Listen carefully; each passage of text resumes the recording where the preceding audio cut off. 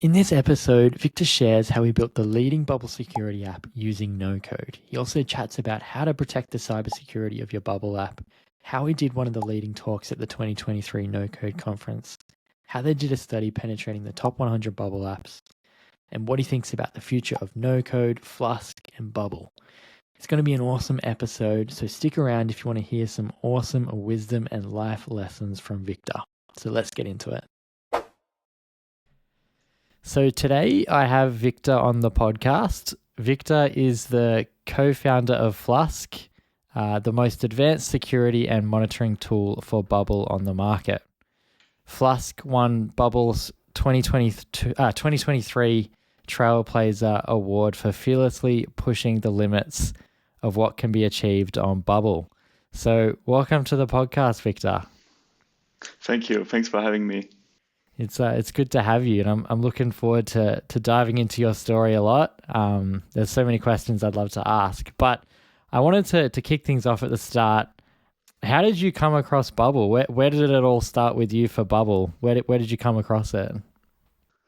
Well, it's actually a very random story. I think I was probably 17 and I had myself an idea for building an app, and I was on Facebook at this time, and I remember seeing a Facebook ad for Bubble, No and way. this is basically how it all started.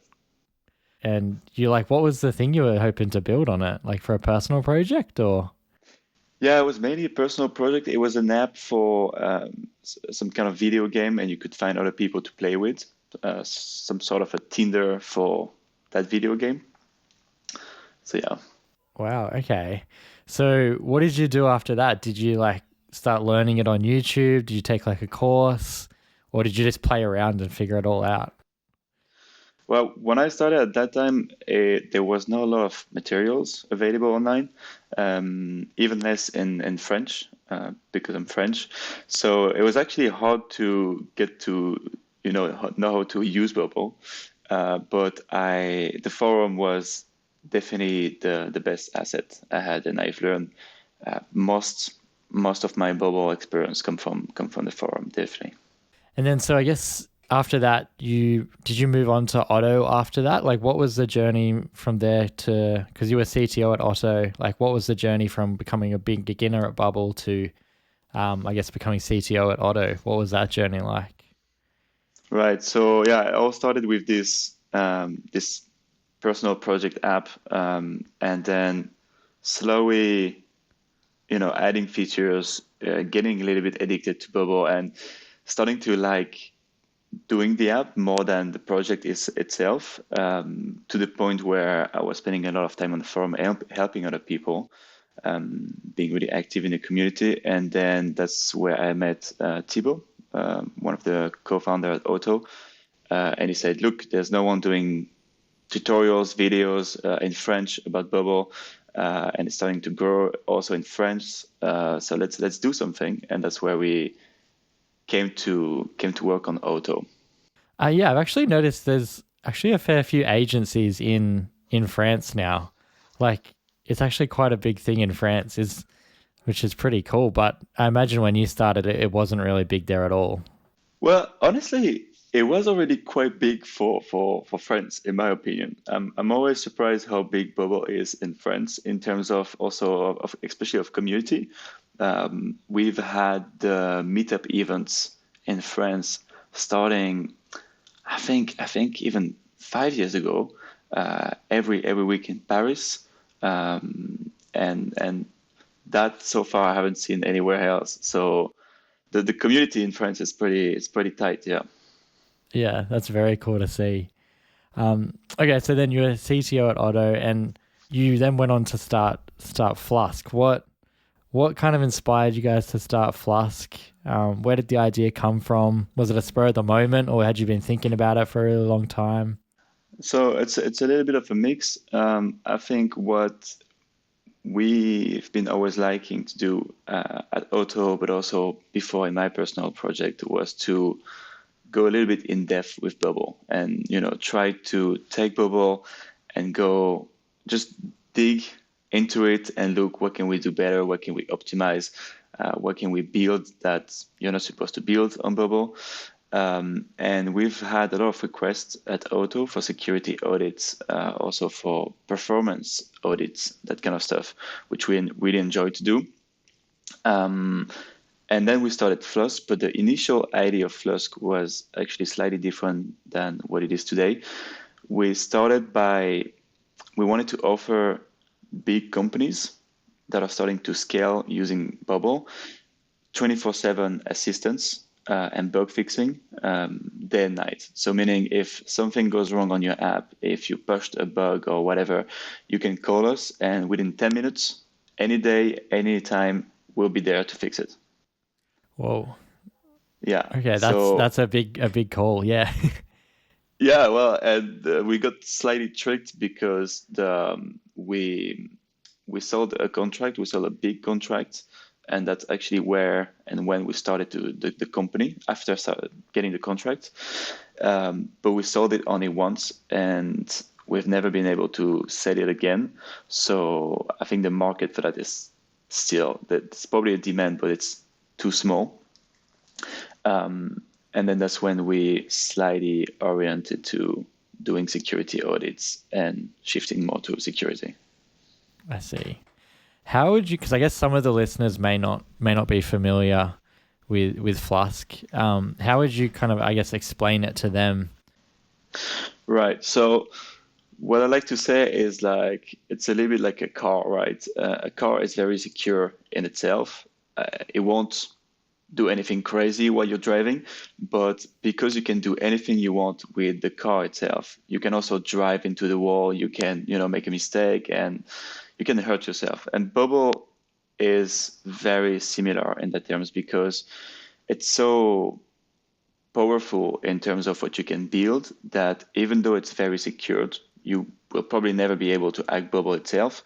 But what you can build on Bubble can have a lot of vulnerabilities and you can leave a lot of mistakes that leads to security vulnerabilities, basically. So what Flusk does is that you come to us with your app and we have a tool, it's all automated, and we're going to look into your app programmatically to see what did you potentially did wrong and where are the security vulnerability. So then you can fix them. I think it's a very cool tool. Like, I feel like security is like the skill that most people on Bubble learn last. I feel like, I kind of went through this where I learned, like the basics of like design and then basics of development and then kind of learning basics of like database architecture. And I left like the whole security and privacy element to like the very end because it was like such a complex thing. But I think it's awesome what you guys are doing. You're almost kind of like doing what Bubble did for people who didn't know how to code. You're doing that for people who don't know security and privacy, which is like so cool. But I wanted to ask a bit of a question because one of the places where I discovered you guys was you chatted at the No Code Summit last year. It was an absolutely awesome talk. I'll put the link down for anyone to listen. But you started it off talking about the Roman Empire and how you thought about it every day, and then black swans and that kind of thing. I thought it was very very clever and very entertaining. But you about halfway through, you chatted about how you had done a study of the 100 biggest Bubble apps and found all these vulnerabilities. Yeah, where did the idea come from for that study, and what was that like doing that? Right. So the challenge with what we're doing as people setting security is that, as you said, no one cares about security until they really need to. So it's kind of cool because when people come to us, we are very educated and very ready customers. But it also means that there is a huge part of Bubble developers that should be caring about security, but they don't. So half of our job among building the tools and everything is educating people and telling people, look, you should actually care about security because of this, and that. But we found that it was hard to do because people didn't even know if what they were doing was secured or not. And when we were usually reaching out to big companies, they were pretty sure about their own security. So we decided to take the top 100 apps made on Bubble in terms of size and traffic. And we've looked into them one by one. So it took us quite a bit of time to look for any security vulnerability we could have found. And then we just shared the report online, and we found that I think 89% of the apps had at least one like very critical security vulnerability. And that really shows like there is a need for security, and like people should start to care a little bit more about it. Yeah, I thought it was very eye-opening because, I mean, these are some of the top bubble apps out there.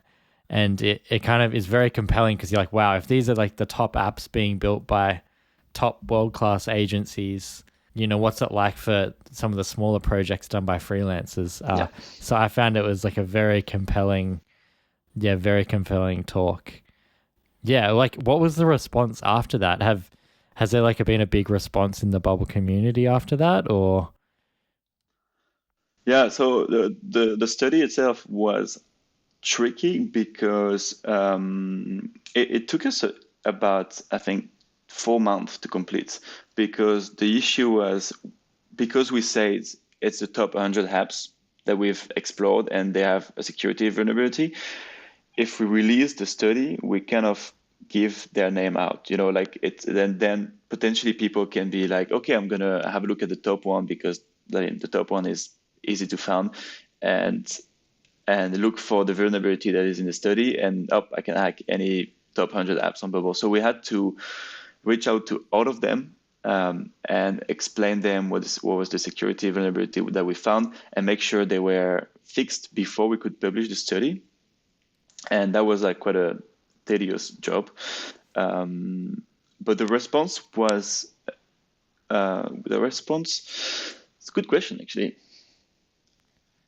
I think it was more useful as a long-term argument. We still use it today. I think, as you said, it's a very good tool to demonstrate the actual landscape of security in Bubble, and tell people, look, this is what it's like right now. So it's been a nice argument to bring along when trying to educate people. Have you seen? I guess like, have you seen much improvement? Like, are people being much more aware to it? Like, are people like? I guess when clients are coming to you, or when you're reaching out to clients, are you still having to like? I guess kind of convince them, hey, like you really need to be aware of X, Y, Z, or are they kind of coming to you being like, hey, we really want to take security as a priority in our business? Has the dynamic switched much, or is it still very much you guys having to convince them? Totally. It's actually quite unbelievable. And I often wonder, is it because of us and the work we've done, or is it just also, random that everyone start to care more about security at these times? But we've seen so much improvement, especially around agencies. I think back then when we started, there were very, very little agencies that really properly cared about security or had someone, specifically assigned to Q&A and reviewing apps before they were delivered. And now we start to see that very often. A lot of agencies also perform security audits before delivering their work. So that's something quite impressive. And also for freelancers, we train and we see a lot of freelancers using Flusk, for example, to build people's apps, and paying themselves to perform the audit. So yeah, I think things have shifted quite a lot. Yeah. Like, I think it was very cool how you got recognized by Bubble for, I think it was not only like pushing the limits of what can be built in Bubble, but I think just from a community standpoint of like improving it for everybody. Everybody's now able to benefit from a better secure app. But yeah, like I heard on a podcast, like you said, you guys have built 99% of Flusk in Bubble. Was it like pretty much all no code, or did you do like much coding for it, or like, yeah, what was that like? Yeah, so we started exclusively of Bubble for the front end, and it still is. We use a lot of tricks and a lot of like advanced stuff to make it work so well, but it's honestly very vanilla. And then for the backend, for all the logic that performs the security audits, it's all on Xano, which worked very well so far for the year that we've been doing. But I think now that we're trying to scale and have more and more users, this is starting to show its limits, unfortunately. So we're slowly rolling out of Xano towards code, which I'm really sad about, but unfortunately, it has to happen. Not Bubble though. Like, what kind of limits are you seeing in Xano, if you can share? Like, is it just in terms of scalability, amount of users, or is it like workflows, or yeah, what's the limits you guys are seeing? Yeah, it's mainly scalability. I think we've never had any restrictions or limitations in terms of what we can do on Xeno. But what we're seeing now is a little bit of the issue that Bubble had with the pricing before, where we pay for something that we can't measure. Meaning they tell us you have a plan, I don't know, like X. If you want better performance, you can upgrade to Y, but we don't tell you how much better it is or how much more memory you have. So it's just very blurry. So we just keep paying more and more and more, and then it's very like arbitrary.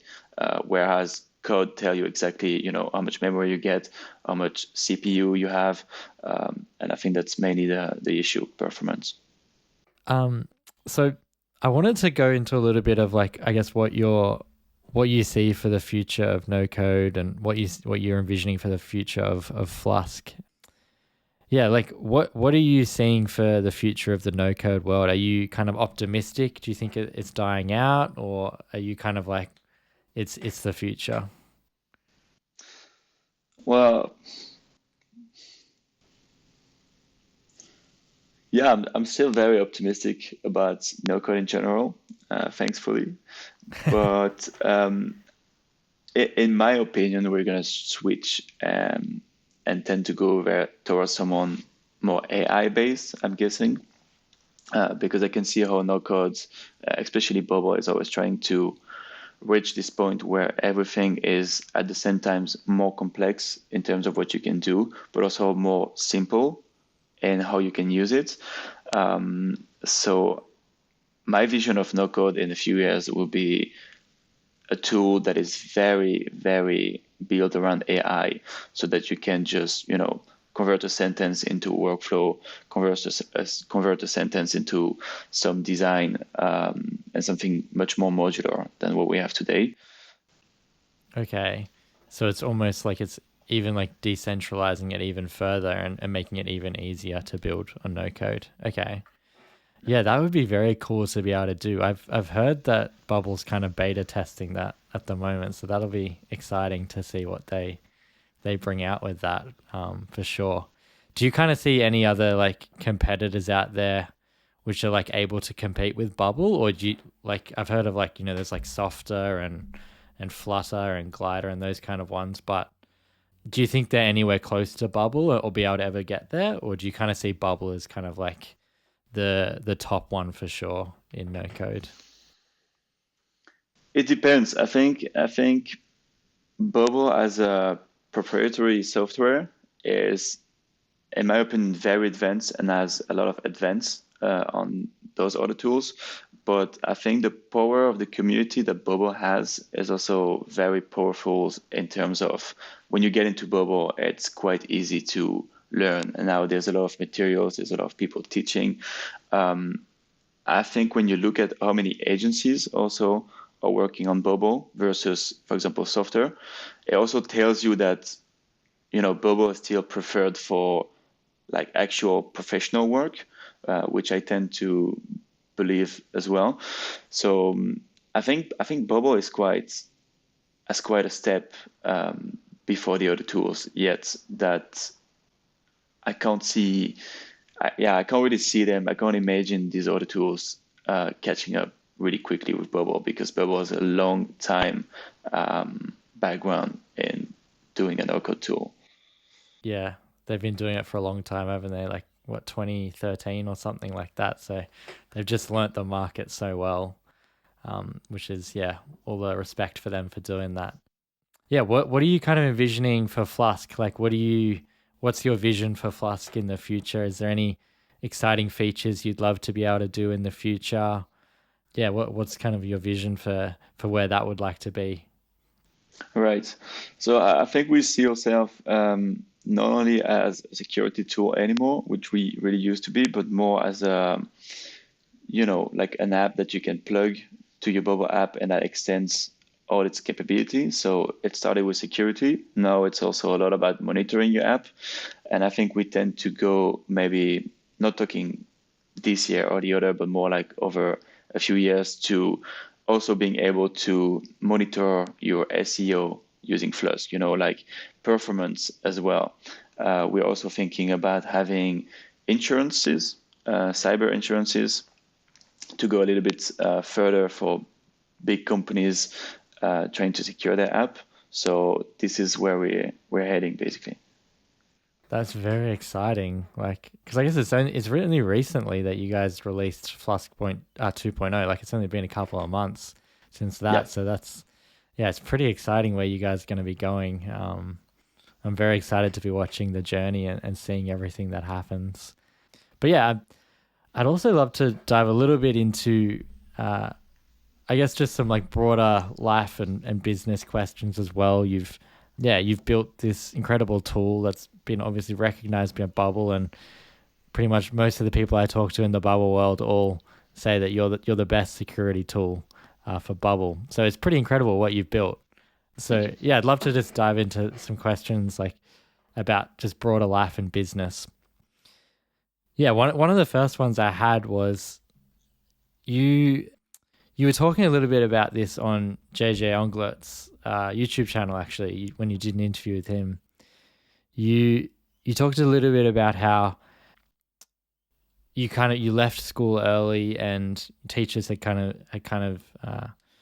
said some things from their own beliefs, and then Bubble was kind of like this empowering tool where you kind of almost were able to like dream bigger and have a bigger vision for what you could do in life. I was just curious, yeah, what that was like for you, because I know for me, I had a lot of limiting beliefs about like coding and tech. Like I didn't know how to code, and when I came across Bubble, it was like a very empowering like moment of like, whoa, I can do this. But yeah, I was just curious what that was like for you, like, yeah, in terms of your mindset. I think before I started Bubble, I was someone that always had a lot of ideas, and obviously I'm young, so all the ideas that I have are mainly revolving around like an app, and I can see myself walking in the street, doing something, whatever, talking to people, and being like, "Wow, this would be such a cool app to do. Wow, this would be such a cool app to do." But the actual putting this into practice is just huge. When you start to look into it, you look like, okay, I need to either learn how to code, and it's going to take me years. It's like a whole language that I have to speak. It's just insane. Or I can hire someone to do it, and then it just costs me the money that I definitely don't have. And then when I found these Facebook ads about Bobo, I just clicked, I just tried out, and I was like, wow, there's actually a lot of stuff I could do on Bobo. Like this is quite impressive. And this just in, I don't know, maybe an hour, just following the interactive tutorial. And then you dig into it and you realize there's actually very, very little limitations on Bobo. Like there's very few things I cannot do using Bobo. And that's where the addiction kicks in for me. But yeah, I think it was a really game changer in my life because it gives you a feeling in your day-to-day life that if you have an idea, if you have something that you wish you want to do, you can build it. And that gives you like a confidence in terms of like, yeah, I'm capable of like building something, building a company, building an app, or even making a living by just working as a freelancer. So I think the bubble skill is actually very useful in terms of trusting yourself in a way. Yeah, it's very empowering. Like I've experienced very similar things. Did you like always see yourself as like wanting to go into business and having like this entrepreneurial spirit for solving problems, or did you kind of like discover it after bubble? I'm just curious where that came from for you. Probably before that. Both my parents are also um, yeah, entrepreneurs. And I remember seeing me as a kid trying to do business. I started my first business when I was 15.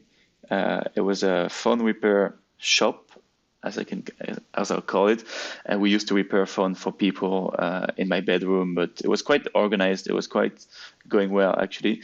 So I think I've always had that, but I think there was a lot of limitations around what I could actually do as a 15 or 17-year-old guy because you don't have money, and also you don't have any confidence in yourself. So it's hard to try and to do things. So I think it came before and just bubble allowed it probably.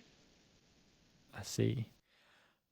What advice would you have for, say, someone who's, say, they're 17 or 18 and they're in a similar position to, say, you were at the time, where they had similar feelings? Um, yeah, what advice for you, like just broad life advice, would you have for them? Or even like what life advice would you go back and tell yourself? I think it's always hard to give general advice because everyone's situation is so different, and an advice can easily be very easy to say kind of thing, but hard to actually put into practice. I think it's to probably try to break barriers slowly because I think especially when you're young, you tend to believe everything that's around you and everything that's been told to you. And as soon as you try to break barriers, you realize that you can actually break more of them and that they're actually just an idea, a concept. So, for example, if you're at school and the teacher tells you, well, if you don't have this degree or diploma, there's nothing you can do after in life.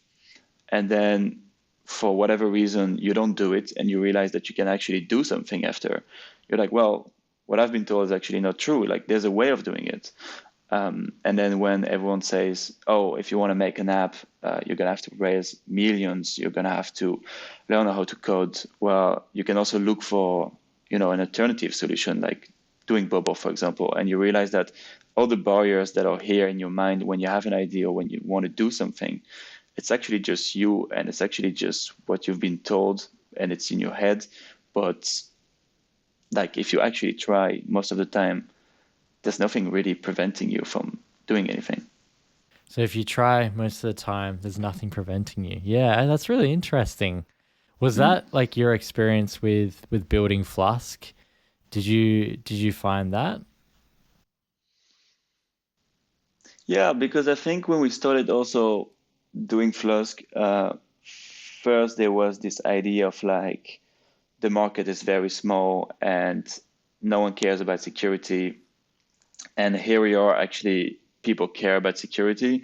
Then there was this idea of like, we're building something on top of Bubble. So it's kind of dangerous for us because we're highly, if not only, dependent on Bubble. So if they change something or if they want to kick us out at some point, we just disappear, which didn't happen again. So all the barriers that we thought where yeah, we're gonna make our journey harder at Flusk actually didn't really happen either. I can, yeah, it's very cool. I think your story is like very cool. Thank you. I think when I was watching that the talk you did at the No Code Summit, like you just looked like very very confident in your business abilities. Like I was watching it like almost envisioning like Steve Jobs releasing the iPhone, that type of that type of talk, like just the way you were walking around the stage. So I thought it was Thank you. like really cool, and I think you've done like some really cool things very young in life, and I think yeah, I think it's just like a very inspiring story for people who are pretty young in life anyway. But yeah, I thought I'm actually sorry. I'm actually thinking of what you said because I think it's also interesting because you saw me as like this maybe genius young guy doing the talk, but actually there was a lot of preparation. And this specific talk, I've worked with public speaking experts, so it just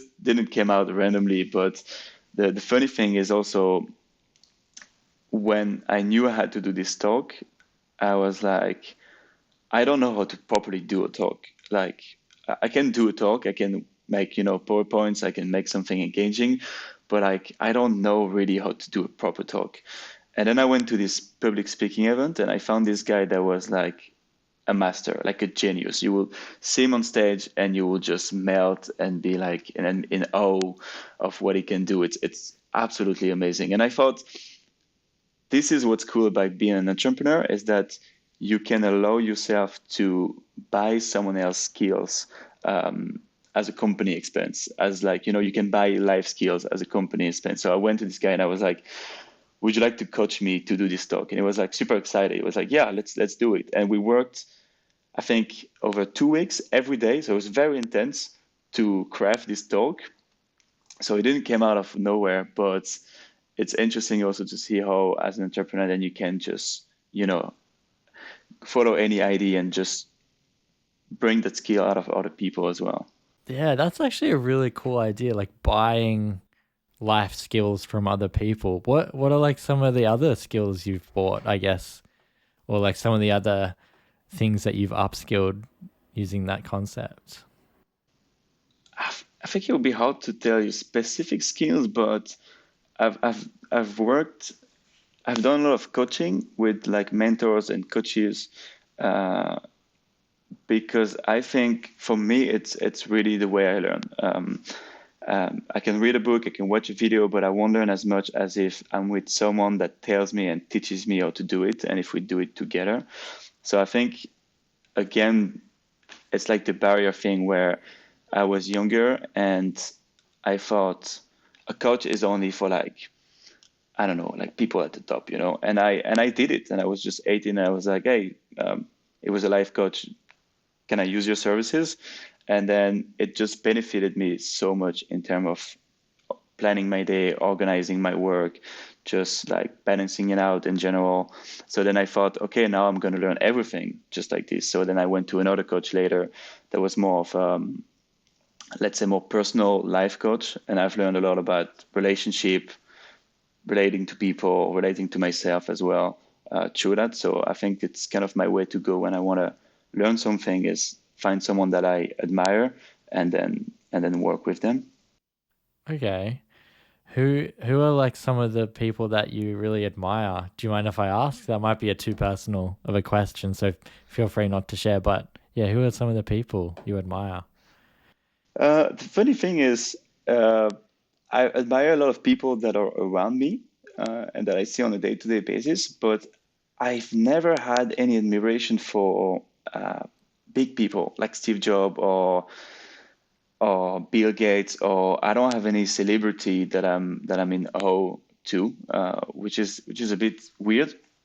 But it's mainly people around me, just day-to-day people that I meet, and that they do something that I wish I can do myself, and I'm like, wow, they're managing. I see at the moment, for example, I'm staying at maybe Levon from Zero Code. Okay. I'm staying at his apartment, and he has a family with kids, and he's always traveling the world with them, and he does homeschooling with them, and I'm like, wow, like at this age with a family and kids, you still, like most people will think then, oh, I can't travel, I can't do anything. And he still thinks, yeah, I can do it and I'm going to do it. So I'm like, wow, I'm really like in admiration of like, he's just doing it and it works. Whoa, that's very cool. That's yeah, you must be learning a lot from him. That would be very cool to do because he's built something pretty cool at Zero Code. So Yeah. that's very exciting. Yeah, I think it's just like so cool hearing your story and like even just what you're explaining then about the talk. Like I think from my point of view, I was like, wow, this is like such an incredible talk. But it's cool how you kind of broke it down and yeah, shared a little bit of the process that went into that. That's Yeah. yeah, that's very cool. Yeah. What I wanted to relate to people is that you can do it too. It's just, it wasn't in my brain when I'm born. It's just like, if you go one step and work it, then you can make it as well. That's cool. That's a very inspiring little clip there. I'm gonna cut that up and put that on Instagram later, I think. um, so I thought I'd kick off into the final segment Right. because I know I said 40 minutes. But yeah, they're four rapid fire questions for a bit of fun. Yeah, so the first one is, what is your favorite book? I have so many. Oh man, I have so many. Probably one of the my favorites. I have Sex at Dawn, which is incredible history of sex through humanity, which is amazing. And at the moment, I'm reading Win Friends and Influence from Dale something, which is Dale very, Carnegie. yeah, exactly. Which is a very old writing style. It's a bit boring to read, but it's amazing in terms of advices on like how to relate to people, how to deal with them, and it makes you understand also how we work as a person when you get tricked into something. So it's very, very interesting. Highly recommend. Okay. I'll have to I think I read that a very long time ago, but I don't think I made it through it because it was, I think, as you said, a little bit of an Yeah, older writing style. yeah. I'm lucky because I get the French translation, which is quite recent, so it doesn't feel as old now. So Oh, okay. Maybe I'll have to go learn French to go read it again yeah, then. The next question is, what's your favorite movie? I don't have any. Don't have any. Okay. No, no favorite movie. Okay. No favorite movies or TV shows. That's awesome. You must be very productive with your time. So that's good. Probably. I have a TV show though. Fargo, the TV show Oh, Fargo. yeah. That's a very Yeah, good show. yeah. Nice. And oh, Um, if you could have dinner with any three people, dead or alive or from any time period, who would you choose to have dinner with? I think probably one of the guy that went on the moon or walked on the moon. That's definitely one I want to learn about. Oh man, that's a good question. Yeah, I guess because you said you didn't have too many people that you looked up to, so I was like, oh, actually, Yeah, this might not be a question that you have an answer to. but still, it's interesting. Uh, yeah, I think definitely people that made stuff or had life experiences that are very, very unique that no one else had. And I could just sit with them and ask, I don't know, be curious about their story and how they got there and what did it feel to be there. So, but no particular thing in mind, I guess. That's cool. Yeah. And then the final question is, if if you could know the truth to any one thing, you could know the absolute truth to it, what thing would you choose to know the absolute truth to? It's going to be very practical stuff. I think things like everything around algorithm or how the algorithm on Google Map works, the algorithm on Tinder works, all these stuff that are like so spread out and actually have an influence on how we live today and that we don't know exactly how it works and we just follow their direction. I think that's something I'm like I want to know more about. Oh, that's awesome. That would be very cool to know some of those algorithms or talk to Zuckerberg about what exactly is the Facebook algorithm or something. Yeah, So that's very cool. I like that answer a lot. Yeah, well, I really appreciate your time, Victor. It was me awesome too. diving into your story. Like, just incredible story, and I think the listeners will learn a lot from it as well. But before you go, is there anywhere that people can go to follow your story, follow Flusk's story, follow the journey along the way? Like, do you have Instagram or LinkedIn? Where's the best place to follow you guys? Not much. I'm not posting that much content on social media, I have to say, unfortunately. But LinkedIn is a good place to connect, I guess. Also, I'm pretty open-minded, and I like to meet people. So, like, if you want to reach out, we can go for coffee or lunch or whatever. I just like to meet people in person and just have a talk. So, That's awesome. I think you're the first guest which has ever said they'd prefer to just chat in person over a coffee. So I really like that. That's a good one. um, yeah, thanks so much for your time, Victor. Really appreciate it. It was a really good interview. So Thank you. Yeah, thank you too. I think you're a really good host. You have really great questions, and your tone, everything feels very comfortable and safe. So thanks for hosting the podcast.